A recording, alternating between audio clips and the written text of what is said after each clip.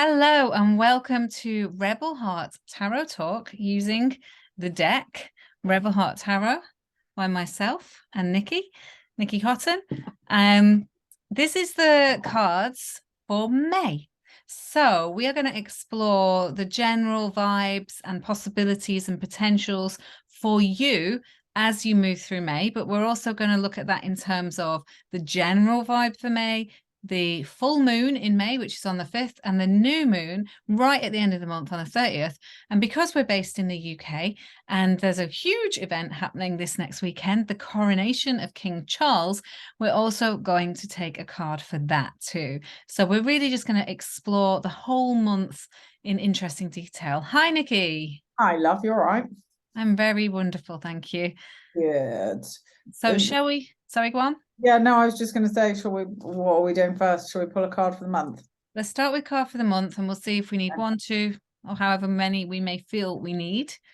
But I like May. It's a bright, cheerful kind of month. The blossoms are out and the flowers are starting to come into bloom and Blue skies. the 10 of Wands. Come on. So there's us going, oh, it's all lovely and airy fairy. And then we're going to be feeling like we're put upon. Yeah. So we're going to feel up to our eyebrows in stuff to do. The 10 of Wands, though, it's a bit of a warning. It's like you don't have to take everything on. It's just that you've chosen to. I think sometimes, there's cards where things happen to you, and then there's cards where things are your own making, well doing, and this is your own doing. You've taken too much on, you've said yes to too much, you've kind of stacked your diary full, as well as all the domestic stuff, the family stuff, the life stuff, and you're actually functioning. So it's not the worst card in the world, but it's not the most joyful either, because it's exhausting and tiring and you can't really see the woods for the trees, and it might feel a little bit never ending. Is it a bit like, because we keep talking about boundaries, don't we? Is it a bit like, that this is about maybe putting some boundaries in place and actually following through with those boundaries rather than just allowing things just keep tipping on top? Yeah. So boundaries with other people, but also with yourself. So do you really need to do this thing that you've put on your to-do list? Or can it wait? Is there a way to kind of free up a little bit of time so you can actually enjoy life rather than be doing life the whole time? Human being instead of human doing. That's right. I think we need to offset that, because I don't think the whole of May is going to feel like the 10 of Wands. So, but there is that vibration. So we have got the possibility this month of overdoing it. So let's do another one. Let's do another card and see where we go from there. Yeah, Pentacles. So much better balance. Yeah. So much better balance. She's doing the do, but enjoying it. She's doing what she loves. So she's not dancing. Feeling put upon. Yeah. She's free to dance. She's free. She's got paintbrushes in her hand. She's got a computer balanced on her leg, which is kind of, I guess, reminiscent of the admin-y stuff we were talking about a little bit before we started the video, with the admin-y crappy side of life that we don't really want to do, the businessy stuff, but because she's got it nicely balanced between the things she's passionate about, it doesn't matter as much. Yeah. And she's successful because she has all those 8 pentacles and coins. She's got the balance right. She's doing her soul's work, potentially, or at least something that she really enjoys, and it's maybe bringing in some money, maybe bringing in some acclaim, some connection. It's a much freer card. Feels a bit happier, a little less wallowy. Maybe that we wallow for a little bit and go, oh, poor me, and then it's like, no, look at what I can do. Maybe we're avoiding, I think with the 10 of Pentacles, we're doing all the drudgery and getting ourselves really, really busy the 10 of Wands, because we're avoiding doing the thing that we actually would rather like to do. Oh yeah, that's me. Yeah, I mean, how many times you've got to go, like for me, I have to go sit and write a chapter of my book, and I find myself cleaning the bath or putting the laundry away, things I hate doing, but I'd rather do them sometimes than the thing I'm most passionate about in the world. I mean, why? I wonder, sometimes it's that carrot and stick thing for me. So I kind of use this side of my life is if I've done this stuff. So if I get this done, then I allow myself to go and do this. But if I don't get this done, then I can't go and do that. That's like a schoolyard approach, isn't it? Just, If you're really, really good today, Nikki, we'll let yeah, you you're allowed to paint go at to the the end of the studio and day. make work. Yeah, my daughter gets golden time. If they're good all day at school, they get golden time, which is basically colouring in. Yeah. Yeah. So The that is joyous stuff, what I need to do is leave all of that and then go and do this. hard though, isn't it? It is hard because that needs to be done anyway. And Well, that's it. And how can you enjoy the I can't painting and the writing and the when I've got to do passion? all of that. Yeah, when you're thinking that there's all this other stuff that you're gonna have to do Yeah. after doing that. Yeah. I think when we do our passion, we then want a clear space to enjoy having done it. Yeah. So there's definitely, I think there's a lesson here somewhere about balance and boundaries and leaving some of the heavy drudge work so that we can allow ourselves that permission to do the fun stuff. Yeah. Do Yeah. we want to draw another card? Yes, I really do. Yeah. I'll let you do 3, I think. So this is, I know, the overarching magic. So this, that feels really nice. that's like you get to write this. It doesn't have to be one way or the other. It can begin right now. How you, I don't know, go about your life, how you creatively invoke every day, the things that you do within that time and space. Yeah. Actually, for you, it doesn't need to be some throwback to school or some throwback to what your parents did or, some throwback to what you've been doing for the past 20 years. This is all about starting anew. Yeah. See, one thing I do like to do as a creative is writing first thing in the morning. I don't do it every day, but some days I just sit and I write for like half an hour because I don't have that pressure yet to start cleaning or to start doing something else. And actually it sets me up really nicely. And I still have the rest of the day to write again if I want, or, to do the drudgy stuff and the worky stuff. It's I find I'm better afternoons. Yeah. So if I naturally allow my day to occur, I tend to get my creative head going at 2 o'clock. 2 o'clock seems to be the time that I kind of got everything done. I've done the doing, I've done the sorting, and I actually have clear head, and then I can work till 2 in the morning on it. Obviously life is not like that. So I have to try and negotiate around life to try and fit the being into the doing. I'm smiling now because I'm thinking of all the times that I get like clusters of images from you for the cards that we've worked on together. It's kind of after 2 o'clock. Also, probably by the time you finish sticking and pasting and cutting, it's around 5, 6 o'clock that they all start flooding in. Yeah. I've always been the same. I'm more of a, I can get up. I love getting up in the morning, but I don't function straight away. It's a weird thing. I need to do all the movement and the physicality of life. I need to get doing to then be able to do the making. So, yeah. And I guess that's the thing, isn't it? We all have individual ways of doing it. Ways and needs to do it. Yeah. And actually that's maybe what May is bringing to us is that movement away from the tough kind of, I have to do this feels oppressive, into the passion. And then this card is the permission to do it when it suits you and in a way that suits you. Yeah. And I told you May would be wonderful in the end. Yeah, I know. Honestly, it's just yeah, but also, because I know we're going to draw cards for it, but with the full moon and the new moon, and maybe that this is kind of that full moon energy of kind of feeling put upon, we need to let it go in time for the new moon to be able to make those new starts. I feel like a lovely process we get to work through throughout the month. Okay, so then with that in mind, so the next event in the calendar is the full moon on the 5th of May. Friday, yeah. Followed swiftly by the coronation on the 6th of May. Yeah. So we'll do the full moon and then we'll see where we go with that other big event. And okay. Ace Pentacles. Oh, that's our full moon card. I love it. Yeah. Kind of all the light, the light switched on, highlighting everything.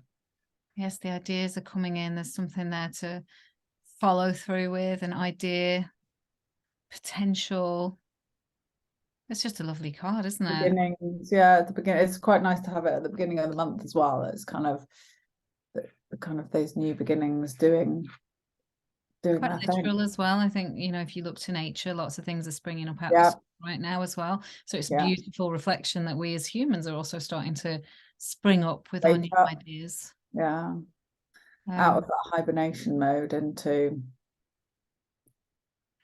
the lights coming on. yes. Longer days, warmer days, Yeah, sprouting, things sprouting. feeling energized and ready to kind of take on maybe a new project, a new idea, new Yeah. plans. And because it's pentacles, it's very earthy and material. So it could be, you know, a new business idea, a new way of working, could be a new house that you're thinking of moving to, or doing something to the house that you're already within. Yeah, it's making new starts in the practical arenas of your everyday life, Mm. which feels quite exciting. Yeah, it does. Feels like a nice card, that. Yeah, Card full of promise, yeah. And we if just we have allow to ourselves. fulfill it and kind of nurture it and do the Yeah. watering and trust that it will grow.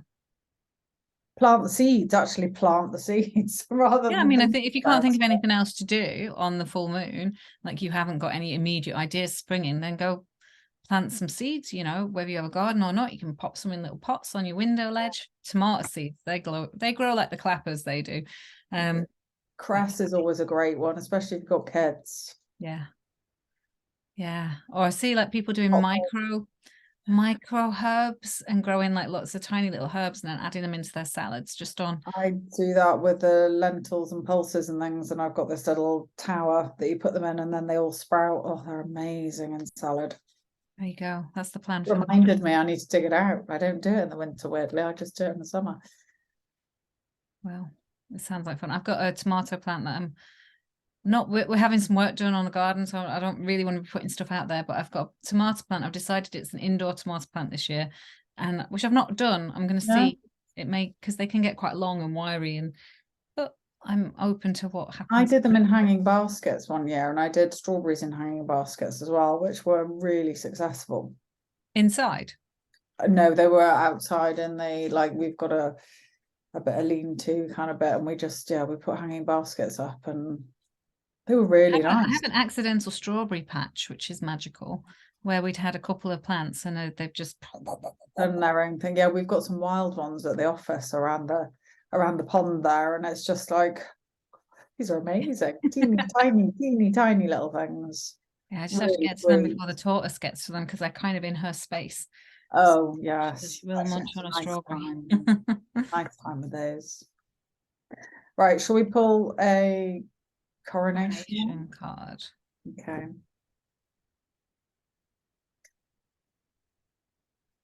Right. So so Nikki's laughing because we've already done a coronation card on our weekly live Live. on Instagram, and it was very, very similar. It was the Nine of Swords, wasn't it? Yeah. This kind of sorrow-filled, shame-filled, can't see beyond our own existence, um, difficulty of a card. So, you know, you can go back and watch that over on Instagram if you wish. But also, I mean, what the general upshot of that, and I think it's, you know, I never would presume to read for somebody else, king or no king, or celebrity or no celebrity. But I'd say that there's definitely issues around the king and his confidence moving into this role, perhaps feeling unready for it, perhaps They're a feeling, very big pair of shoes to fill. yeah, And yeah. I know that, well, I don't know. I have read that he wants to kind of make changes and things, and then it's kind of making changes to something that is so traditional is really tricky, isn't it? He may come up against some dispute. But yeah, I think it's the overwhelm. So bearing in mind we're recording this a few days really before the coronation, this could be reflective of his state of mind, the palace's state of mind, the people within that palace or that royal family. They're all feeling really overwhelmed, can't see the woods for the trees, perhaps focused on the minute details rather than seeing the huger, larger possibilities that are available to them, feeling imposter syndrome, which we don't really associate with the royal family because they are so high, you know, upon high. and you know, purportedly divinely placed there, but they are also humans who probably feel, you know, are they fit for purpose or fit for the role? So again, it's really interesting that we've had two very similar cards come out for, and actually it's nice to think that our future king, you know, Charles, has that self-doubt and that humanity. energy. Yeah, it's that humanity, isn't it? Yes. Yeah, if it came out all confident and blasé, then you might be looking at a dictator or somebody who wanted to make changes beyond their station. But this is somebody who's quite humble. Yeah. So I think no matter what you think of the royals, I think it's just an interesting reflection on what perhaps is bubbling away beneath the surface. Well, it's a big event, isn't it, in anybody's life, and to come to it so late when most people are retiring, it's quite the world gaze at you, and then have all this other drama as well going on with your own children and family. It's in a very public way. Entertainment for us watching, and it's a party. But for them, perhaps real life. It's quite depressing and sorrow filled, and you know, comes on the back of a death of his mother as well. So there's almost no time to even process that. Yeah. So I think it's very humanizing. Actually. It's that person, you know, isn't it, with your parents? They're the people when you take on a big role in life, or you move up into doing something that is not been your day to day, you turn to your parents and so often for advice and kind of counsel, and then that's not there, is it? And I guess the fear of criticism, I mean, and he has come in for some criticism over the years, particularly in relation to all the, you know, his love life, and now with Harry, and it's like the soap opera, isn't it, in the press. I think that was what we were saying with the card, it was nine of swords, wasn't it, with the hanging out dry. It's kind of, it's been used as soap opera fodder, hasn't it, for the newspapers for so long. Both those cards, though, the 8 and the 9 of swords that have come up for King Charles's coronation, both, yes, he's stuck in his own head. Yes, he can't, potentially, you know, stuck in his own head. Yes, it's a very difficult time for him, and he's probably actually hugely struggling with it. But both cards would reflect this huge potential for his role there, if he can just get out of his head and actually recognize maybe that this could be an opportunity for incredible service and change, and spiritual service and change. So I guess watch this space, but it's, you know, fascinating. It's fascinating that we've drawn two cards at two different periods of time that have very similar meanings. And it makes me quite like him. I'm like, I'm not really royalist, or I'm kind of neutral.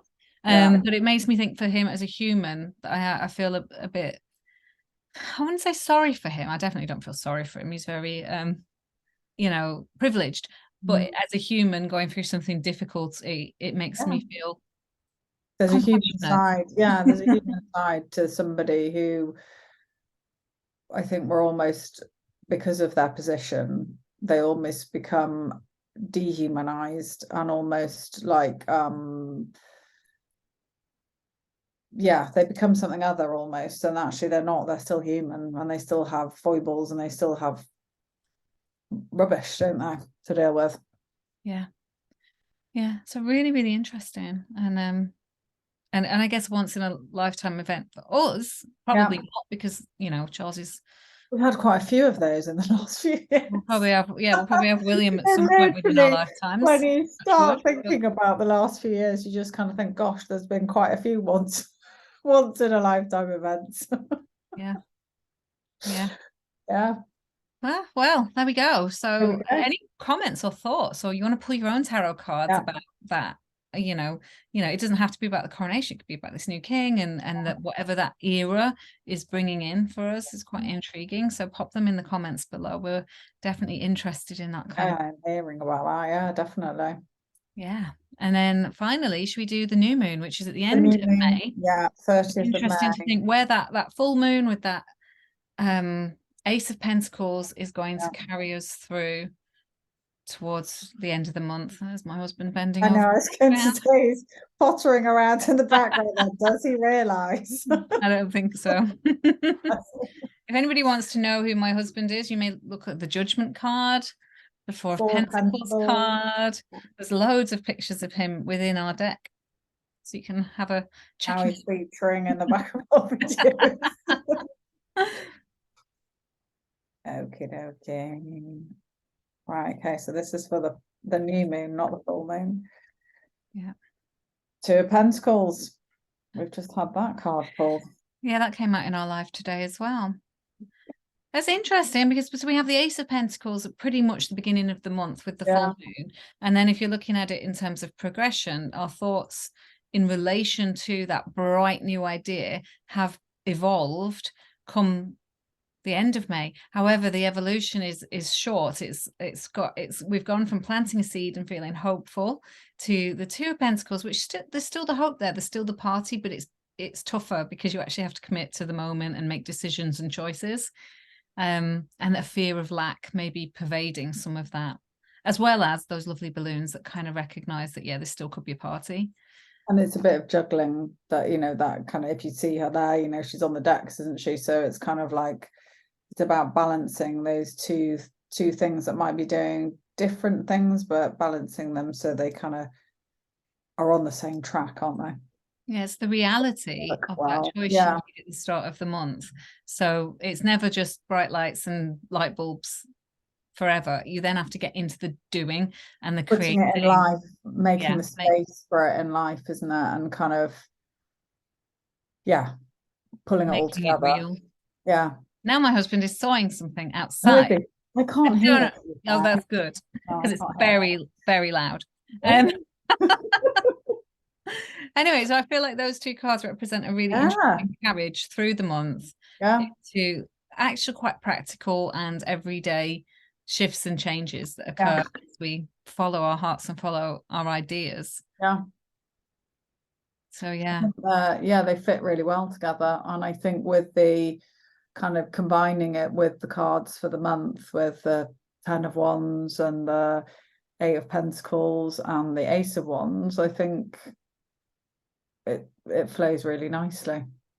It does. I do feel like May is going to be an interesting month with some progression and some intrigue and perhaps some self-learning about how we're going to operate.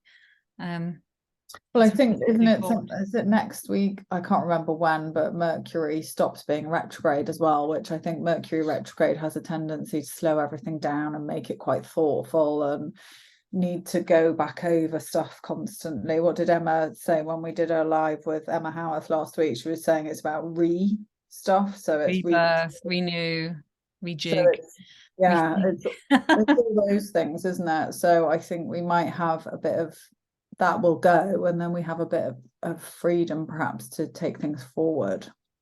Which would be this card, wouldn't it? And trying to make it more of a party and less of a strain, I think. Wonderful. Well, May looks set to be interesting. Please let us know in the comments how these cards meet with you, how they feel. Pull your own cards, whether you have our deck or another deck. It's just be interesting talking about tarot, and we'll be back again for June, where we will do similar. We'll pull cards for the month, new moon, full moon. If there's any major things, events going on, we'll pull cards for them too. But thank you for being here, and we'll see you again next month. Bye. Bye.